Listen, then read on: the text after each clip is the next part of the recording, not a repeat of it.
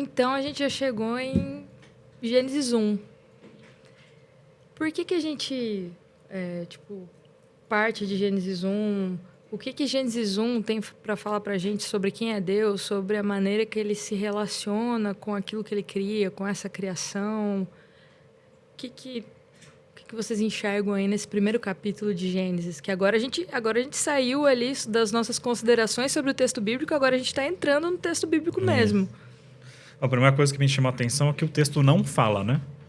Porque vamos fazer um livro que fala sobre Deus. Deus é um ser infinito, que estava antes de tudo, ele é bom e tal. Não tem isso no texto bíblico. Então o texto bíblico começa assim: no princípio criou Deus os céus e a terra. A terra era sem forma e vazia, existia trevas tal. E aí já começa: Deus disse, haja luz, houve luz. Então o que chama a atenção, principalmente quando a gente dá uma comparada ali com os outros textos do mesmo contexto literário, que a gente já estava comentando, tem textos do Antigo Oriente Médio também, mais ou menos dessa época, mais antigos ainda, que falam sobre a criação do mundo. E você tem muito contando a história de onde vieram os deuses, como eles surgiram. Normalmente tem uma ideia, tecnicamente é chamada de Chaoskampf, que os deuses surgem através do caos, da luta entre os deuses e tal. Então tem toda uma ideia da geração dos deuses, como eles são gerados, né? As teogonias, como se fala. E não tem nada disso em Gênesis. Começa só falando que Deus já estava lá e saiu criando. Então já chama a atenção, né? Você está começando um texto para falar sobre Deus e você não explica de onde ele veio, não explica como ele nasceu, de onde ele surgiu. Ele só já está lá e já está criando, né? E a Bíblia também não coloca nem o referencial de tempo, né? Porque só fala no princípio. Quando que é esse princípio? No princípio, Deus criou os céus e a terra. Só isso. É essa afirmação básica, né? Por isso que a gente vê o que a gente comentou no nosso primeiro estudo, as perguntas feitas para o texto, né? Nosso primeiro bate-papo aqui, a gente estava falando a respeito disso, sobre a mente do homem de hoje entrando em contato com um texto antigo como esse.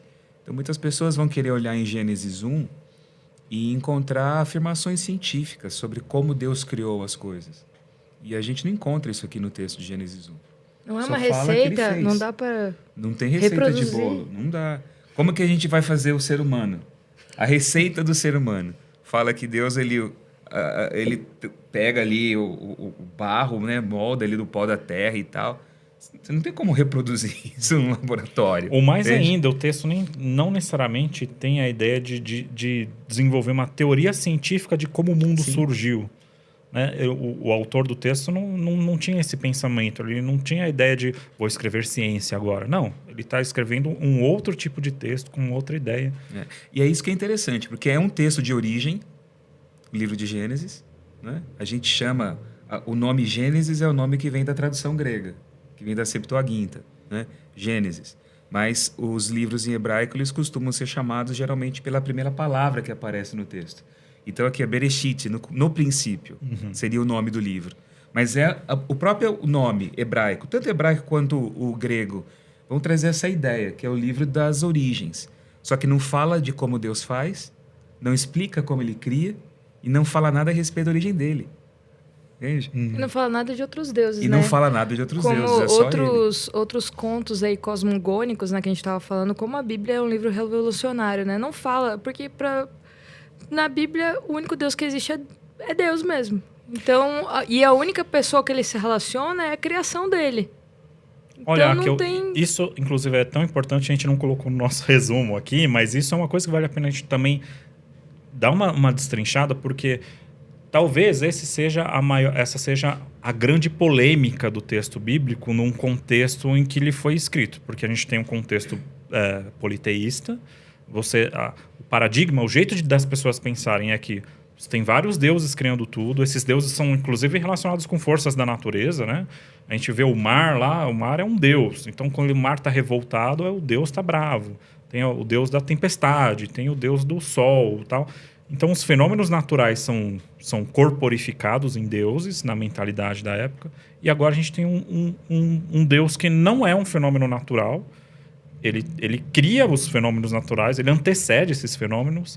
E não são vários deuses, é um único deus que apesar... Eu vou entrar numa questão muito técnica aqui, mas só para mencionar, apesar da palavra hebraica para se referir a Deus, a palavra Elohim... Eu pensei exatamente isso agora. Tem esse sufixo im, que é o plural no hebraico, né? Igual as pessoas já ouviram falar serafim. Serafim é uma palavra plural no hebraico, né? Embora a palavra para se referir a Deus tenha esse pluralzinho, a forma da palavra, os verbos estão todos no singular, as ações estão todas no singular, com algumas exceções, a gente pode até comentar mais para frente, mas assim, a gente tem a ideia de que é um Deus só, que tem ali talvez uma multiplicidade, a gente normalmente entende que é um plural majestático, né? Quando a gente fala Vossa Senhoria, quando a gente quer ser mais formal. Então, talvez tenha aí uma maneira de dizer esse Deus é tão poderoso que eu vou usar um plural para me referir a ele. Mas não é vários deuses. É um Deus só, ele está sozinho, ele não está conversando com outros deuses, não tem uma luta entre deuses diferentes. É um Deus sozinho que começa a história, né? Isso é muito louco. A Susana Schwartz, ela falou isso na aula, né? Tipo, ela é professora doutora da USP e ela fala sobre a língua hebraica, ela fala que Elohim, apesar da gente acreditar que é um Deus em três, né? Não quer dizer necessariamente na língua hebraica que sejam mais de um Deus ali criando. E quando eu vejo, por exemplo, nos contos cosmogônicos, né? Tipo, a formação do ser humano, é que Tiamat é uma deusa que foi derrotada, morreu, daí misturaram o sangue dela com o pó da terra, deformou o ser humano e o resto do corpo formou o corpo da Terra, aqui do planeta Terra. E a gente vai ver, tipo, não é isso que acontece no texto bíblico. No texto bíblico, eu acho que existe até um cuidado de quem escreveu, que a gente acredita que é Moisés que escreveu, de, por exemplo, não dar muito protagonismo para, por exemplo, o Sol e a Lua, que eram considerados divindades, né? Aqui o Sol e a Lua, eles são chamados de luzeiros, eles não são nem chamados por Sol, tipo a Lua e Arer, e o Sol que é Shemesh, nem aparece o nome dele aqui. Parece até para evitar uma confusão, porque tem um deus lá cananita chamado Shemesh. Então nem vou citar esse nome para esse astro, porque... Então, tipo assim, o Sol e a Lua, eles obedecem o Deus Criador ali. Então, eu não sei, daí a gente já vai entrar em polêmicas. E aí, tipo, o que você acha? Você acha que, tipo, sobre astrologia, será que o Sol e a Lua têm tanto protagonismo ou realmente não? A astrologia é certa, porque... eles, apesar de serem criaturas de Deus, de criação de Deus, né? Não criaturas, eles têm tanta influência assim sobre a nossa vida? Ou só sobre as estações? Não vamos entrar nisso, né? Não. Vamos... Inclusive, uma coisa que era bom a gente pontuar é que a gente está falando sobre a criação e talvez uma das perguntas, o Marcelo até já começou a falar sobre isso. Talvez uma das perguntas é literal ou é simbólico, né? A gente não vai entrar tanto nisso, tentar explicar quando a gente está falando uma teoria científica baseada em Gênesis 1, não porque a gente está excluindo a possibilidade dele ser literal, mas porque a gente não está tão preocupado com isso, né? Eu não estou, vocês podem também dizer que vocês estão. Sim, porque também. A nossa preocupação é, quando o texto está descrevendo essa criação, ele está colocando ideias. Então, não é uma dicotomia entre o literal e o simbólico. Mesmo que o texto seja literal, ele também é simbólico, porque ele também está estabelecendo ideias. A gente está mais preocupado com as ideias que o texto está estabelecendo do que com a literalidade dele ou não. Então, a gente está preocupado em ver isso. O que o texto está falando sobre Deus? A gente está vendo que Deus já existe no começo, que ele não tem início, que ele está, de certa forma, sendo descrito de um jeito oposto aos deuses lá do Antigo Oriente Médio, mais do que, será que a luz foi criada no primeiro dia, literalmente? Os dias são literais e tal. Então, a gente não está tão preocupado com essas questões, né? Até porque a gente entra aí num terreno que você não tem como provar, né? É uma questão de você ter fé. Então, você vai olhar para o texto de Gênesis 1 e você vai ter fé de que realmente o texto ele está descrevendo uma realidade histórica. Então, aconteceu como está descrito aqui. Isso é uma questão de fé. Porque a gente olhando hoje, você não tem como provar isso. Então, assim, qualquer tipo de argumento, ainda que ele realmente seja um argumento verdadeiro, que coaduna com o que aconteceu, é uma coisa que você traz de fora para o texto. O importante é você ler aquilo que o texto fala. E, a partir dele, você tentar entender aquilo que ele está comunicando. Não é? Então, como você disse, não é uma questão de você olhar a Bíblia do ponto de vista criacionista ou evolucionista. Mas Gênesis 1 está aqui, da forma como ele está. Então a gente não tem muito o que falar além do que ele está trazendo aqui para a gente. Então quais são as intenções desse texto? É como você disse, o que ele está falando a respeito de Deus. Como você falou, como ele se relaciona com a criação. Qual é o papel de Deus e daquilo que veio, daquilo que é criado. Como Deus é apresentado, você usou a questão do plural majestático. Quer dizer, Deus ele é colocado como aquele de quem tudo vem. Tudo deriva dele, é o Todo-Poderoso. Ele é a fonte primal de toda a existência. Então isso é uma coisa que o texto está dizendo. E a própria estrutura de como aparece aqui a criação. Porque você tem ali os dias em que Deus, usando uma linguagem assim bem mais minha, né? Mas tentando ser mais didático, né? É como se ele criasse o cenário e depois ele vai criar os personagens que vão atuar naqueles cenários já criados, né? Então você tem, ele cria a luz, as trevas, o dia e a noite. Aí só depois, lá no quarto dia, que vai aparecer os personagens do cenário dia e noite, que são os luzeiros, que ele chama de maior e menor, que é o sol e a lua, né? Então você vai ter a criação ali da vegetação, da parte seca da terra, e só depois vai aparecer os animais que vão preencher aqueles espaços ali e o ser humano também. Então você tem esses paralelos ali. Então, e tem um elemento que aparece único no texto, que é a questão do sétimo dia, o sábado, que a gente vai falar daqui a pouquinho. Tem uma coisa que eu acho que é importante falar, que eu falei aqui da Susana Schwartz, que ela fala, acho que o termo que ela usa é presentificação. Esse plural em hebraico, né, Elohim, ou, por exemplo, se eu for falar do livro de Oséias, Zenonim, que é prostituições e tal, ele está falando, enfim, não quer dizer que aquilo é plural. Sim. Mas, apesar de pelo texto eu não ver que são 3 pessoas criando aqui, pela essa palavra no plural, através dessa palavra no plural, eu vejo, por exemplo, que o Espírito de Deus, que está atuando aqui na criação, que a gente lê meio romantizado, né? Parece assim que o Espírito de Deus paira sobre as águas, mas não é isso que está acontecendo, não é sei lá, uma pomba ali que está plainando. Na verdade, o Espírito de Deus ele está atuando fortemente sobre as águas, porque é um tronco de ação no hebraico, se eu for ver, é um tronco, está no piel, está num tronco de ação intensiva. Porque o hebraico ele tem, por exemplo, se eu estou usando um verbo no simples, no cal, eu estou falando, por exemplo, eu matei.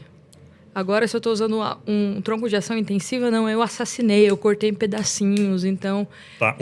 A mesma palavra usando tem em jeito outro tronco. de falar com outro tronco. Então, muda a intensidade. O Espírito de Deus, ele está aqui e tá realmente, o negócio tá, tipo, água para cima e para baixo, tá atuando fortemente em cima dessa criação. Então, quem é Deus? Deus é aquele que interage, que através da palavra as coisas acontecem. Então, ele fala, haja luz e as coisas acontecem. E a criação... o mundo se forma através da palavra desse Deus. Depois a gente vai ver lá em João quem é a palavra, que é o próprio Cristo. Então, a palavra de Deus é algo extremamente forte. E a gente vai ver um ritmo nessa criação, que ela é criada. A gente olha, por exemplo, hoje a gente olha as redações e você não pode repetir palavras, né?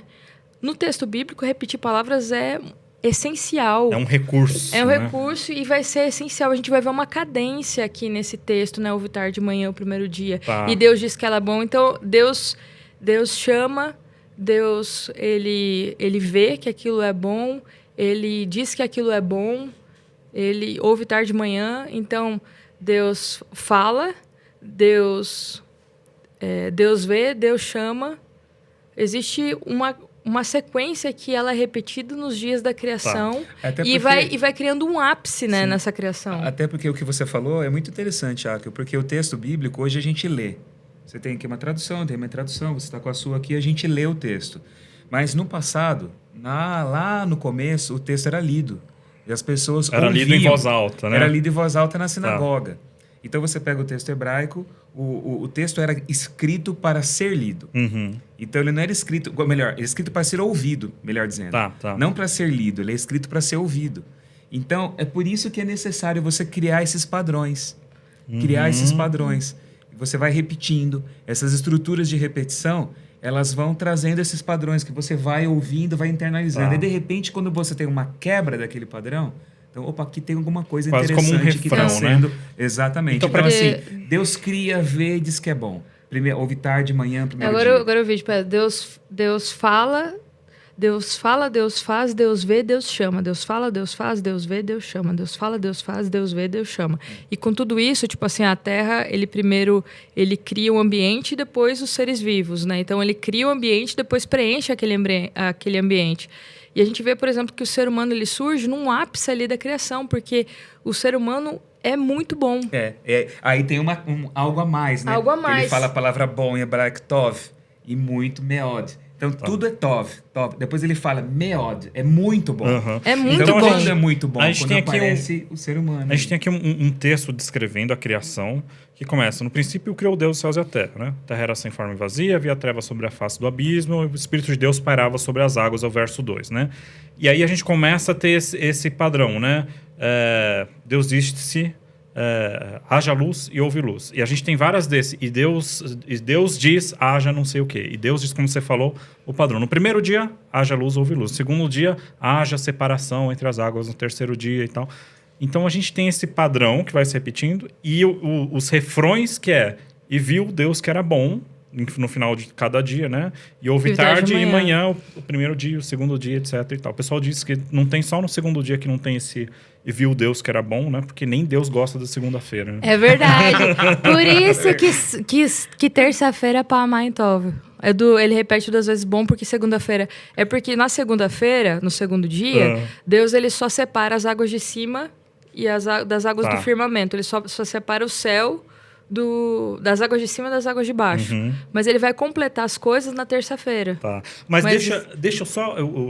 esse padrão que o Marcelo falou, eu quero só deixar ele bem claro, porque é muito interessante que a gente lê a criação, ela parece meio aleatória. Porque ele criou isso agora, depois cria aquilo. Aí tem a luz, antes de criar as plantas, parece uma coisa totalmente aleatória, mas tem um padrão, uma estrutura, só para deixar ela mais clara ainda. Então, primeiro dia Deus cria a luz.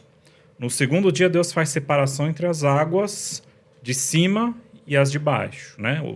Cria o firmamento dos céus e os mares, digamos assim. No terceiro dia, Deus separa a porção seca e aí faz a vegetação. Então, tem esse padrão aqui. A luz, água de cima e de baixo, porção seca e vegetação.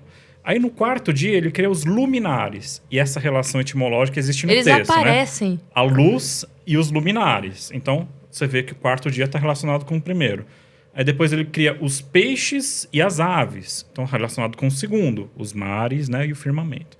E no terceiro dia que ele separou a porção seca, no sexto ele vai criar os animais terrestres.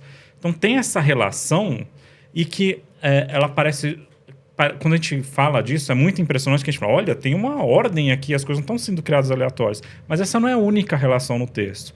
Porque, como a gente falou, tem um refrão que aparece aqui, depois aparece ali, depois faz a relação do quarto dia com o quinto, depois o sexto está relacionado com o segundo. Então, tem várias relações acontecendo ao mesmo tempo no texto, interliga ele inteiro. Então, qual a ideia que a gente tira disso? Que a criação, Deus criou essa criação não com elementos isolados, né? Toda ela se relaciona. Deus se relaciona com a criação e a criação se relaciona consigo mesmo, né? Sim. Isso é interessante. Essa interdependência de todo o ecossistema, né? É uma visão que o texto bíblico tem sobre o mundo. O mundo ele está todo relacionado. Né? E é o que a Akel fala. É uma coisa completamente revolucionária. Quando você vai olhar para um texto, esses mitos de criação do Antigo Oriente Médio, que vão mostrar o caos, ou o Deus que morre, o corpo do Deus, o sangue do Deus. Você não tem essa visão tão complexa e dessa interação tão grande entre todos os elementos criados, que é hoje uma coisa tão comum a gente ouvir no discurso ecológico, né, na questão de você olhar e entender como o ser humano está integrado com a natureza, como a natureza está integrada, não só com o ser humano, mas com tudo, toda a vida à nossa volta, como nós dependemos de cuidar da vida à nossa volta para poder cuidar da nossa própria vida, do futuro do planeta.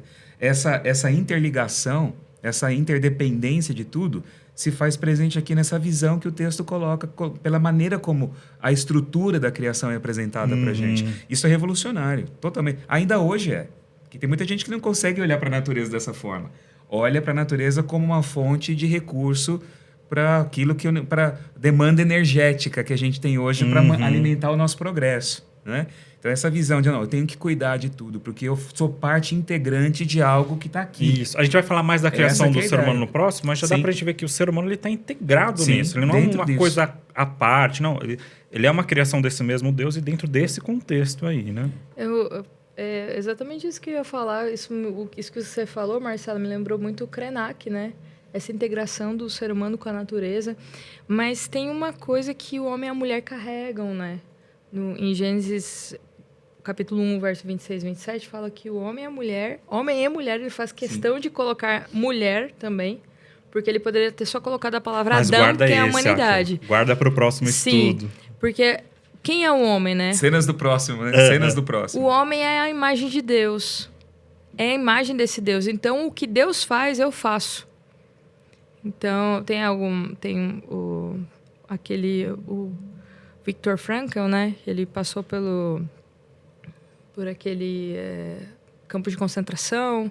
E teve um jornalista que fez uma pergunta para ele, assim, me diz uma coisa, como que você ainda consegue continuar acreditando em Deus? Onde é que estava Deus em Auschwitz, que é um campo de concentração? Como é que você consegue acreditar em Deus se você passou por Auschwitz? Ele falou assim, a pergunta que você fez está errada. Não é onde é que estava Deus em Auschwitz, mas onde estava o ser humano em Auschwitz. Porque Deus deixou, é como se a gente fosse, de alguma maneira, Deus para a natureza, porque a gente está sendo responsável por ela. Tem uma visão inversa disso, né? Tipo assim, vocês agora, tipo assim... ele fala, né, que, tipo, que o homem vai ter... Homem e mulher, eles vão ter domínio sobre todo mundo. Então, a gente pensa, domínio, então eu vou usar até acabar. Eu vou, tipo, fazer, tipo... Mas esse domínio, não, você é responsável por tudo isso. É uma porque responsabilidade, né? você carrega a imagem exato. de Deus. E aquilo que Deus faz, eu faço, porque o ser humano é criado e essa sequência que a gente falou dos refrões, né? Deus fala, Deus faz, Deus vê, Deus chama. Deus fala, Deus faz, Deus vê, Deus chama. Isso me faz... Tem até uma brincadeirinha que dá pra gente fazer aqui, por exemplo. Tipo, que cor que é a camiseta do Rony? Branca. Que cor que é a luz que tá ali? Branca. Que cor que é a minha camiseta? Branca. Que cor que é a página da Bíblia? Branca. O que a vaca bebe? Já ia falar leite. Né? Leite. Porque é a primeira coisa que veio na cabeça da gente. É a primeira coisa que veio. Não, a vaca bebe água. Só que daí, tipo assim, você tá nesse refrão, daí quando chega no sábado, quebra esse refrão. Porque daí fala que Deus, Gênesis 2, verso 1, diz assim foram concluídos os céus e a terra com todo o seu exército. Deus concluiu o sétimo dia a sua obra que fizera, no sétimo dia descansou. Depois de toda a obra que fizera, Deus abençoou, o sétimo dia santificou, pois nele descansou de toda a obra da criação. Apesar de ter coisas que se relacionam com o sétimo dia, ele é um dia meio que diferentão assim dos outros. Porque existe uma quebra nessa sequência. E daí você pensa, o que Deus ele criou no sétimo dia? Porque fala que ali, no sexto dia, o final do sexto dia, fala que, né, e assim se fez. Deus viu tudo que tinha feito, era muito bom. Houve tarde de manhã no sexto dia. Parece que ele tinha criado tudo no sexto dia. Então, o que ele criou no sétimo dia? O que aparece no sétimo dia? O que Deus faz que o ser humano também faz? E repousa? É uma pergunta retórica? Tipo, Deus descansa e Deus precisa descansar? Deus não precisa de descansar, né? O que quer dizer esse descanso? Mas isso é interessante, Jaque, porque também tem uma ideia de que só você ter o mundo funcionando parece que não é suficiente. Tá ali, já tá tudo criado. Então pronto, já não precisa de mais nada. Não, tem algo a mais que precisa também. Que não é uma criação física ali, sem querer entrar na ideia platônica que a gente já estava criticando o estudo passado, mas não é essa a ideia de que agora vai criar um mundo espiritual. Não, mas agora que você criou o mundo onde você vive, a gente vai criar um significado para o mundo. Porque é a primeira vez que aparece essa palavra, santo. Na verdade, é na forma verbal, né? Santificar. Deus santificou. Que é um conceito importante, a gente vai ver em alguns estudos mais para frente, que é a ideia de você atribuir a algo... A santidade é algo ao qual foi atribuída a santidade, né? O santo é aquilo ao qual foi atribuída a santidade. Então, se a gente vê o sábado, fisicamente ele não é diferente dos outros dias. O sol nasce, o sol se põe. Hoje você está andando no dia a dia, não acontece um fenômeno no céu diferente no sábado e tal. Então, a ideia do sábado é que nesse último dia eu vou atribuir um significado diferente. Porque Deus falando, né? Eu vou colocar vou fazer uma ação nesse sábado que dá um significado diferente para esse dia, né? E depois a gente vai ver mais para frente nas leis, o povo de Israel, ele copia essa ação de Deus para atribuir também um significado diferente desses dias. Então, a gente tem não só os dias físicos para a gente poder comer, para a gente poder andar, para a gente poder pular na água, mas agora a gente tem um dia para a gente atribuir um significado de santidade às coisas, que é bem interessante, né? Agora não é só uma questão de estar vivo, respirando e comendo, mas é uma questão de você ver as coisas, como a gente falou lá no primeiro estudo, né? Quando eu falei lá no final, e ver que tem algo a mais, não é só aquilo. Existe um Deus que criou isso, né? Existe um Deus e essa minha relação com Deus vai se refletir na forma como eu ajo nesse mundo que foi criado e assim por diante, né?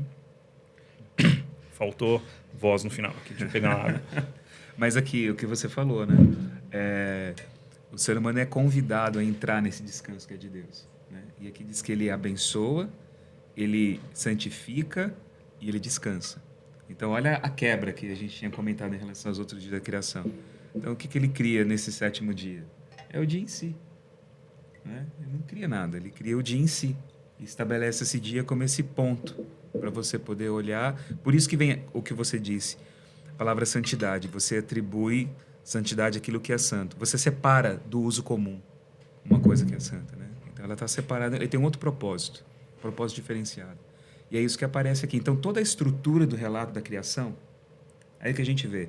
O relato ele não está escrito para explicar como Deus fez, para explicar a origem de Deus, para fornecer para a gente evidência científica das coisas. Embora é possível você olhar e encontrar coerência científica com muita coisa que você vê aqui em Gênesis capítulo 1. Tem gente que se dedica a fazer isso, né? Ter a leitura criacionista aqui do relato e tal. Mas esse não é o propósito dele, né? Ele está caminhando para um clímax. E esse clímax dele é chegar nesse ponto aqui do sábado e colocar esse dia como porquê do sábado. Porquê do descanso nesse dia? O porquê disso? Qual é o significado, o propósito disso? Entende? Lá no texto dos 10 mandamentos a gente vai entender. Eu falo, porque em 6 dias o Senhor fez o céu, a terra e tudo que ele fez, e o 7º dia ele descansou. Por isso você também vai separar esse dia, para que esse dia tenha um significado especial para você. É o que você vai encontrar no texto lá. Você descansa porque Deus descansou. Porque Deus descansou. O descanso não é seu. Não, é você de Deus. descansa no descanso de você Deus. Entra, o Novo Testamento vai trazer essa linguagem dizendo que nós entramos no descanso de Deus, né? Porque ele descansou das obras dele, né? Então a gente é convidado a entrar no descanso de Deus, num presente de graça que Deus oferece. Em outros textos vai falar que o santuário é o lugar onde Deus ele descansa os pés. O santuário é o lugar do descanso de Deus. Que Deus ele não se contenta em ficar longe da gente, mas ele quer habitar. Ele fala, é por isso me construíram um santuário para que eu habite entre eles. E o lugar que o trono dos reis era o lugar onde eles descansavam, né? Eles colocavam ali o estrado, o trono, né?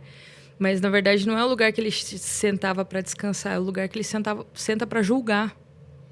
E as pessoas aparecem perante esse Deus e tal, aparecem na frente desse governador, desse rei. E quando Deus ele aparece aqui, o sábado é como se fosse um santuário, como se fosse algo sagrado, como se fosse o trono de Deus. E a gente fica pensando, né? Por que um trono que não é um lugar, mas ele escolhe o trono de Deus é um tempo. E o tempo é algo que a gente não tem controle, mas que todo mundo tem acesso. Todo mundo tem 24 horas, às vezes, né? Porque, enfim, dependendo da gente que mora aqui em São Paulo, a gente parece que tem menos de 24 horas, mas todas as pessoas no mundo têm 24 horas. Então, todo mundo tem acesso a esse Deus, ao contato com esse Deus. E o conceito do sábado também me fala de que eu sou muito mais do que meu trabalho, que a vida é muito mais do que as coisas que eu faço. A vida é desfrutar. A vida eu realmente, tipo, eu vejo que eu estou viva no contato com esse Deus. Eu desfruto. Uhum. A vida é mais do que aquilo que eu faço. Tanto que o ser humano ele é criado no finalzinho ali do 6º dia. Então, ele não faz muita coisa, ele já descansa. Existe uma santidade no repouso, não só um repouso para poder trabalhar melhor depois. O próprio repouso em si, existe uma santidade nele, né? E ele tipo, ali fala, né? Tipo, é tarde e manhã. Então, Deus, ele dá o descanso primeiro. Então, não é tipo, a gente pensa nesse negócio, eu preciso produzir. E quando o pessoal, às vezes, se aposenta, se sente inútil porque não consegue, olha, eu não estou produzindo tanto. Então, o sábado, a Bíblia me fala que eu sou mais do que produção. Existe um desfrutar, sabe? Eu preciso estar... E o sábado é esse convite que me faz lembrar do que a vida é mais do que aquilo que eu produzo. A vida é mais do que as coisas que eu faço. A vida, eu preciso celebrar a vida. Sábado é esse convite à celebração. Esse convite de estar perante o trono de Deus. Então, me fala que a vida é algo sagrado. Então, o conceito do sábado vai estar lá, tipo, depois... os judeus, eles não tinham só o 7º dia, mas eles tinham o 7º ano. No 7º ano, eu não vou plantar. Eu só vou comer daquilo que eu produzi. E eu não vou vender aquilo que eu produzi também. Mas essas frutas eram para o animal do campo, era para a viúva, era para quem quisesse ali, para o desprovido comer. E eu tinha que ter fé de que mesmo não plantando nesse 7º ano, no 8º ano eu ia ter alimento. Então, eu tinha o 7º ano, tinha um ano jubileu, que daí era uma festa, né? Que daí 7 vezes 7, e daí vai entrar no jubileu ali. A cada... enfim, você faz ali a conta de anos a cada... 49, né? 49 7, anos. 49, né? Daí você entra no jubileu. Então, se você empobreceu e vendeu suas terras, se a sua família empobreceu, as terras voltam para você. E, enfim... Você, com esse conceito do sábado, eu vejo, se você tem algum escravo é só até... Você pode ser escravizado pelas suas dívidas, mas no 7º ano você não podia ser mais escravo de ninguém, a não ser que você quisesse muito. Mas o sábado me ensina que eu não sou dono de ninguém. E eu também, tipo, ninguém é meu dono, assim, tipo, eu trabalho para uma empresa. O meu chefe, ele não vai legislar sobre a minha vida. Deus é o meu Deus. E também me fala que a terra não é minha, eu faço com ela o que eu quiser. A terra é de Deus. E ele divide isso de forma justa. Então, ele me fala sobre vários aspectos, sobre de quem eu sou e sobre generosidade. Não é porque eu trabalho, não é porque eu plantei que isso é meu. Então, não é só pela força do meu trabalho, porque a terra é de Deus e o fruto do meu trabalho, ele foi feito não só para mim, foi feito para ser partilhado também. Então, vários conceitos vão vir desse conceito de sábado, desse conceito de descanso, desse encontro da criação com Deus. Porque ele não cria as coisas aqui, Deus não cria as pessoas e as coisas e deixa todo mundo jogado aqui. Ele quer ter contato com essa criação. Ele quer se relacionar com essa criação. Então, o sábado, o pessoal fala, né, tipo, é um santuário no tempo. O sábado é esse encontro, essa celebração da vida. Sábado é uma festa. E sábado é esse encontro que eu vou olhar não aquilo que eu fiz, mas aquilo que Deus fez. E eu acho que a gente tem ficado cada vez mais doente porque a gente, eu não fiz. A gente se compara muito e a gente não agradece por tudo aquilo que Deus fez, aquilo que Ele criou. Se eu tivesse mais contemplação, se eu tivesse um coração com mais gratidão, de ver, tipo, de aproveitar esse descanso, eu acho que a gente não teria tantos problemas que vêm dessa questão mental mesmo. Quando a gente tem essa perspectiva no repouso, a gente fala, relaxa, o mundo já foi criado, você não precisa criar ele. Ele já foi criado, ele vai continuar aí. E não só do ponto de vista do dia a dia, daquilo que a gente produz, daquilo que a gente faz, daquilo que a gente realiza, mas até espiritualmente também, porque o descanso é de Deus, as obras são dele, ele que faz. A gente fica numa neurose para poder produzir, não apenas no que diz respeito à rotina da vida, mas até no relacionamento com Deus. A gente quer fazer, a gente quer ser bonzinho para agradar a Deus, para Deus abençoar. A gente quer fazer para que Deus, de alguma forma, Ele reaja às nossas ações. Então, eu vou agir e Deus vai reagir ao meu comportamento ético, ao meu comportamento bonzinho, ao meu comportamento correto, adequado. Então, é assim que a gente é ensinado a viver. Se eu não produzo, se eu não faço, você não gosta de mim. Se eu não te dou aquilo que você espera de mim, você não me retribui. E com Deus a mesma coisa. Essa questão da barganha a nível relacional, horizontal, a gente vai verticalizar isso também. E a Bíblia fala que não é assim. É aquilo que Ele fez. A obra é dele. Tanto da criação, como a gente vai ver na Bíblia também, de salvação, de reconciliação, é dele. Nós somos convidados a entrar nesse descanso de Deus e, a partir daí, organizar a nossa forma de entender o valor pessoal, o valor do próximo, o valor da natureza, os nossos relacionamentos com o dia a dia da vida, a nossa forma de nos relacionar com Deus, a confiança que vem quando você entende que é Deus que faz, a fé que você tem. sabe? Isso vai tirar da gente um fardo, tira das costas um peso. Então, o sábado vai lembrar tudo isso, né? Que eu não tenho que fazer para ter a aprovação, para ter o carinho, para ter o amor. Eu não conquisto Deus com aquilo que eu estou realizando. Ele fez tudo e Ele dá de presente, sabe? Antes, o amor dele já precede todas as minhas ações e todas as minhas motivações. Isso veio como graça da parte de Deus. E o relato de Gênesis e a forma como o sábado é apresentado e esse espírito do sábado vão fazer duas coisas. Primeiro, tirar esse peso da gente. E segunda coisa, vai colocar todo mundo no mesmo nível, né? Porque fala lá no texto dos 10 mandamentos, né? Não farás nenhum trabalho, nem você, nem o seu filho, nem sua filha, nem o estrangeiro, nem o animal. Tá todo mundo ali. É aquilo que a gente estava comentando, da estrutura do relato da criação. Tem essa interdependência. E se há uma interdependência entre tudo aquilo que é criado, tudo aquilo veio dele. Tudo é filho de Deus. Tudo é filho. Ele é o pai de todas as coisas.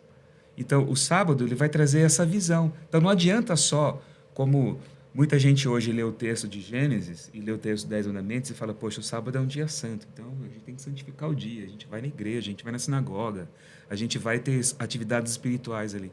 Mas existe toda uma visão de mundo por trás disso. Exato. Que muitas vezes a pessoa Exato. não tem, sabe? Então, não adianta eu olhar para o sábado como um dia sagrado, litúrgico, e eu depredar a natureza.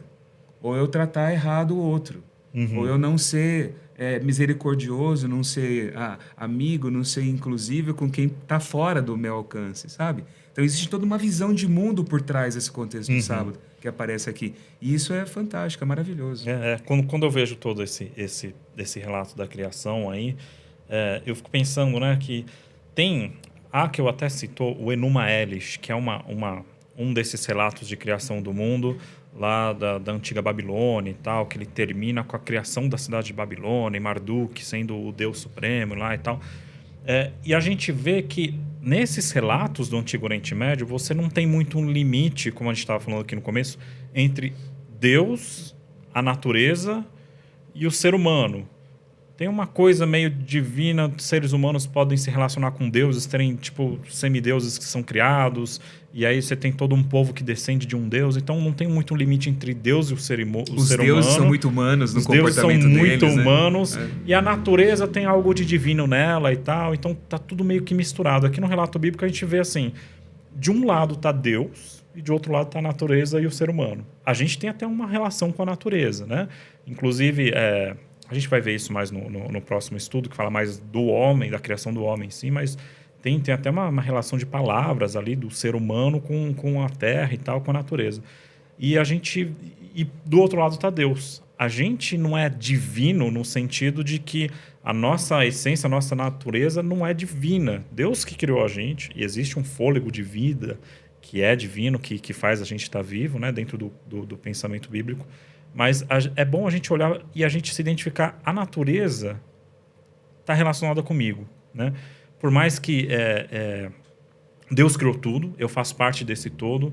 Então, por mais que haja uma separação entre Deus e a natureza e o homem, né? O homem e a natureza, eles estão relacionados. Então, quando eu olho esse primeiro relato de Gênesis criando a natureza, Deus criando tudo e tal... Quando eu olho para a natureza e a forma como eu me relaciono com ela, é uma forma também de eu reconhecer esse Criador.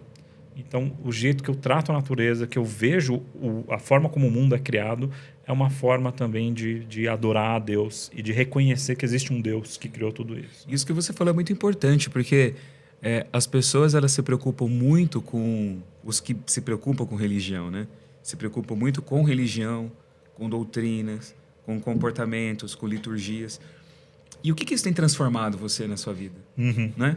Esse é um ponto para pensar. Quer dizer, se eu recebo toda essa carga, se eu dedico toda a minha vida a essa experiência, e se isso não me transforma num ser humano mais conectado com a natureza, mais conectado com o outro, mais aberto, mais sensível às necessidades da minha volta...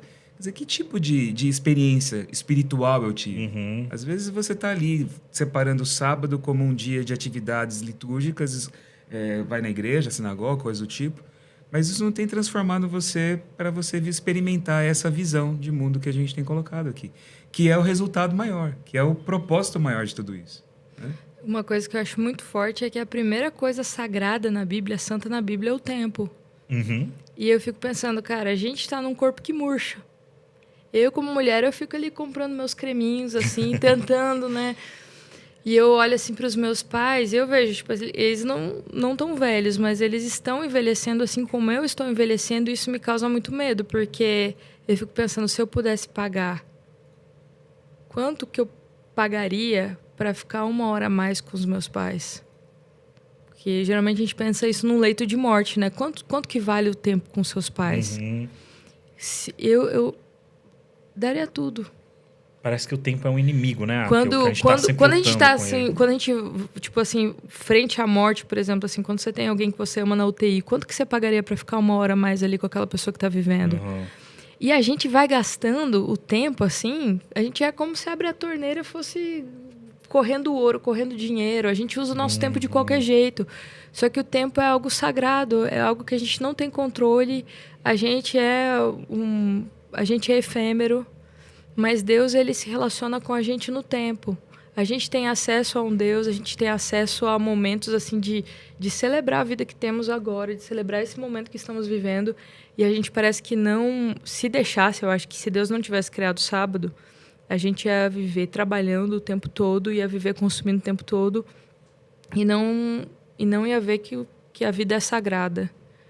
A gente tá aqui, mas parece que a gente não tá aqui. A gente tá, tipo, já em casa, já vendo a próxima coisa que vai fazer. A gente não aproveita esse momento, a gente não desfruta desse momento. E eu acho que o fato de Deus querer, tipo, que pare, não, tipo, você descansa. Aqui eu criei a noite para você dormir, para você descansar. A gente não ia parar, porque a gente quer ficar fazendo um monte de coisa, mas não, tipo, a vida é mais do que isso. O tempo é algo sagrado, é algo santo. E a gente precisa celebrar a vida que tem. E eu não quero acrescentar mais nada depois disso. Não, depois disso, falou tudo.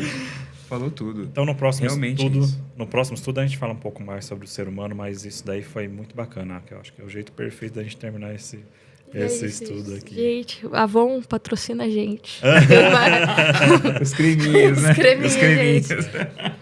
Triste, gente. Legal. Triste. Então, até o próximo estudo, gente. Até o próximo.